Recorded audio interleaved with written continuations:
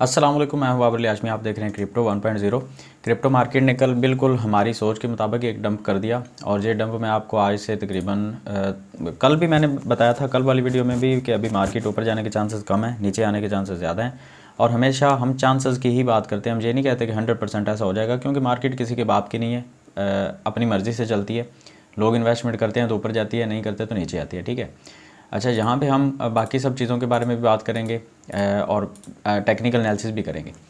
अच्छा, यहाँ पे सबसे जो पहली चीज़ है वो तो हम देखेंगे बीटीसी का जो बैलेंस है एक्सचेंजेस के पास, वो अभी भी उतना ही खड़ा है माइनस में जितना कल परसों था। ठीक है, तो ये इसमें तो कोई ज़्यादा चेंजिंग आई नहीं है, इसको हम छोड़ते हैं। आगे चलते हैं क्रिप्टो फियर एंड ग्रीड को अगर हम देखते हैं तो ये हमें पॉइंट ऊपर जाते हुए नज़र आ रहे हैं। मार्केट तो डंप कर रही है, लेकिन ऐसा क्यों है ये देखें, कल तो 22 था, आज 24 है। इसकी वजह भी बताऊंगा आपको। अच्छा, यहाँ पे अगर आप देखते हैं ना, तो आपको फ्यूचर्स में डाउ जोन्स, S&P 500 और नैस्डैक की जो सूरत हाल है वो अभी भी रेड के अंदर नज़र आ रही है, अच्छी सूरत हाल नहीं है। और इसकी वजह भी ये है कि अमेरिका के जो अभी हालात बने हुए हैं, अमेरिका हर दिन कोई ना कोई बुरी खबर निकालता है, उसकी वजह से मार्केट में हमें एक फियर तो देखने को मिलता है। खैर, बीटीसी ने अपना एक जो पहले जोन बनाया था कुछ इस तरह से, ये देखें, इस तरह से बीटीसी नीचे आया और एक जोन बना था छोटा सा, उसके बाद बीटीसी ने एक डंप किया था, उसके बाद फिर से एक जोन बना था और मैंने कहा था कि बीटीसी फिर से डंप करेगा, और ये वीडियो मेरे चैनल के ऊपर अभी भी पड़ी है, आप जाके देख सकते हैं। अब उतना ही डंप आया जितना कि ये पहले आया था। ये देखें, अगर हम यहाँ से बात करते हैं तो आलमोस्ट ये वाला डंप था 8 to 10%। ठीक है, और अभी की बात करते हैं हम, तो अभी भी आलमोस्ट हमें इतना ही डंप देखने को मिला। ये देखें, 9% का डंप हमें, 8 to 9-10% का डंप हमें अभी भी देखने को मिला। तो क्योंकि ये जो सप्लाई जोन और डिमांड जोन बनता है ना, इसके दरमियान में ये एक जो चैनल बनता है, चैनल के बाद हमेशा मार्केट जो है वो अगर ऊपर से नीचे आके चैनल बने तो मार्केट नीचे गिरती है।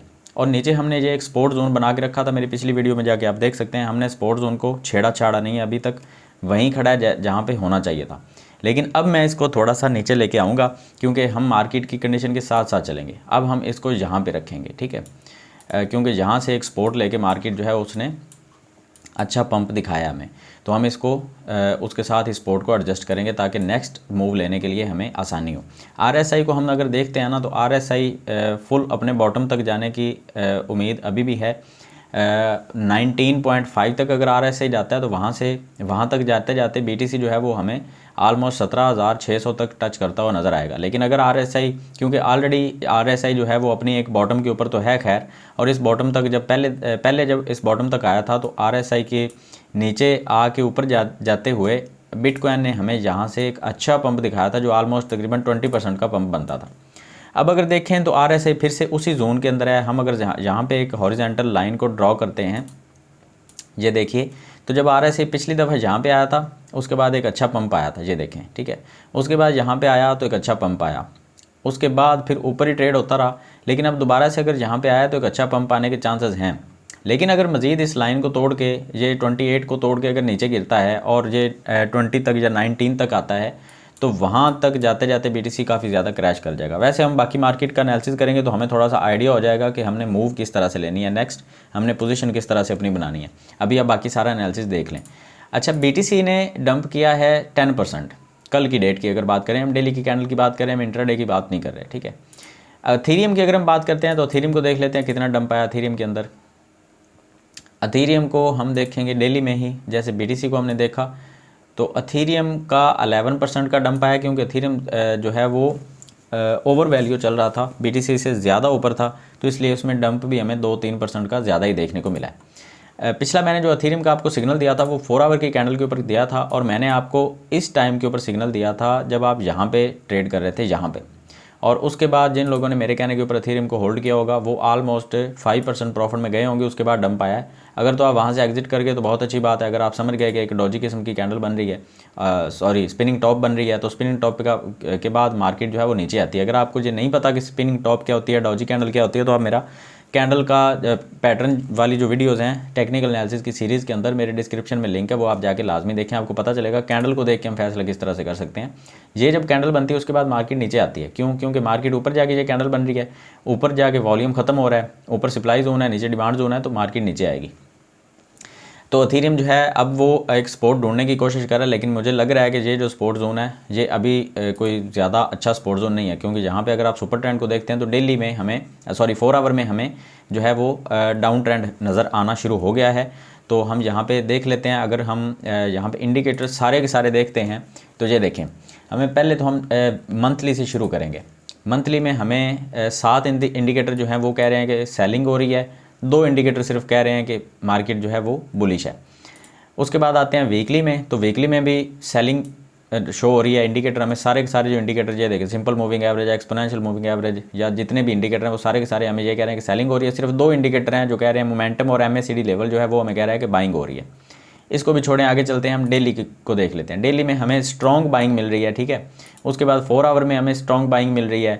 2 आवर के अंदर हमें फिर से सेलिंग, बाइंग नहीं सेलिंग मिल रही है। 1 आवर के ऊपर भी, 30 मिनट के ऊपर भी और 15 मिनट के ऊपर भी, 5 मिनट के ऊपर थोड़ी सी मार्केट जो है वो न्यूट्रल है, लेकिन इतने छोटे टाइम फ्रेम के ऊपर हम जाएंगे नहीं, ठीक है।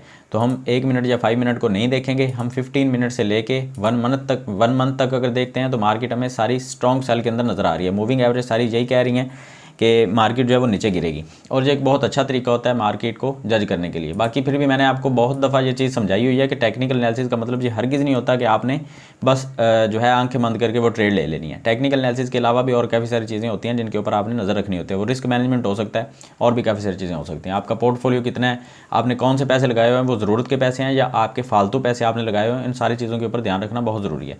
BTC की डोमिनेंस के बारे में मैंने आपको बताया था, अपडेट दी थी मैंने आपको कि BTC की डोमिनेंस अगर नीचे मजीद गिरी तो BTC के हालात बहुत बुरे हो जाएंगे, लेकिन शुक्र है कि एक्सपोर्ट मिल गई जहाँ पे, और कुछ ना कुछ बेहतरी आना शुरू हो गई है डोमिनेंस के अंदर। एक्सपोर्ट तक आके वापस जा रही है, तो यहाँ इसका मतलब ये है कि अब डोमिनेंस ऊपर जाने के चांसेस हैं।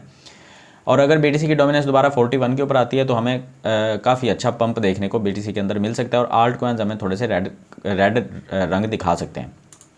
एथेरियम की डोमिनेंस की बात करें तो एथेरियम की डोमिनेंस अपनी एक सपोर्ट को तोड़ के नीचे आ चुकी है, और एथेरियम क्योंकि ओवर वैल्यूड चल रहा था, जैसे कि मैंने बताया था कि ये देखें, यहाँ पे अगर आप RSI को देखते हैं तो RSI 83 के ऊपर पहुँच चुका था, जो कि 60 के ऊपर एक नॉर्मल रेंज होती है और बुलिश कह सकते हैं हम उसको। लेकिन एथेरियम की जो डोमिनेंस है वो बहुत ज़्यादा ऊपर निकल गई थी, और उसकी वजह से एथेरियम जो है वो हमें BTC से ज़्यादा परफॉर्म करता हुआ नज़र आ रहा था। लेकिन अब क्योंकि एथेरियम जो है वो अपनी औकात के ऊपर आ गया वापस, और एथेरियम का डंप एक बहुत बड़ा आ सकता है। मैं आपको बहुत अपनी काफ़ी सारी वीडियोज़ के अंदर बता चुका हूँ कि एथेरियम का जो मर्ज होना है आज से 6-7 दिन के बाद, वो मर्ज एथेरियम को काफ़ी ज़्यादा डंप दे सकता है। आपने उसके लिए तैयार रहना है, रेडी रहना है। बहुत बेवकूफ़ होंगे वो लोग जो इस डंप के अंदर एथेरियम के अंदर इन्वेस्टमेंट करना शुरू कर देंगे। एथेरियम का डंप आने के बाद, एथेरियम का मर्ज होने के बाद आपने इन्वेस्टमेंट करनी है, अदरवाइज़ आपने तब तक वेट ही करना है एथेरियम का, और अगर ऊपर जाए नीचे आए कोई फ़र्क नहीं पड़ता, ठीक है। आगे जाते हैं, कोनो की बात कर लेते हैं। कोनो का मैंने आपको सिग्नल दिया था लॉन्ग टर्म के लिए, और मैंने कहा था कि इसको आप होल्ड करके रखिए। अब कोनो जो है वो अब खरीदने की कंडीशन में है, 0.023 के ऊपर आ चुका है। यहाँ पे ख़रीदने की कंडीशन में है। मैं यहाँ पे सिर्फ और सिर्फ एक $100 का लाजमी ख़रीद कर रखूँगा, ताकि जब ये ऊपर जाए तो यहाँ पे एक अच्छी प्रॉफिट मुझे दिखाए। अब ये देखें, अगर यहाँ पे मैं ख़रीदता हूँ तो ऑलमोस्ट ये जाएगा 0.04 तक। अगर ये 4 तक नहीं भी जाता, अगर ये 0.033 के ऊपर भी जाता है तो फिर भी 42% की प्रॉफिट आएगी यहाँ पे। तो मैं $100 यहाँ पे लगा के छोड़ दूंगा, और मैं यहाँ पे एक लिमिट ऑर्डर लगाऊंगा कि जब ये 0.033 के ऊपर आए तो मेरे वो $100 जो है वो यहाँ से $140 या $145 बन के मैं निकाल सकूँ ईजिली। BNB के बारे में थोड़ी सी बात कर लेते हैं। BNB ने अपना एक जो है वो ब्रेकआउट दिखा दिया हमें, क्योंकि सारी मार्केट गिरी है तो BNB भी नीचे गिरा।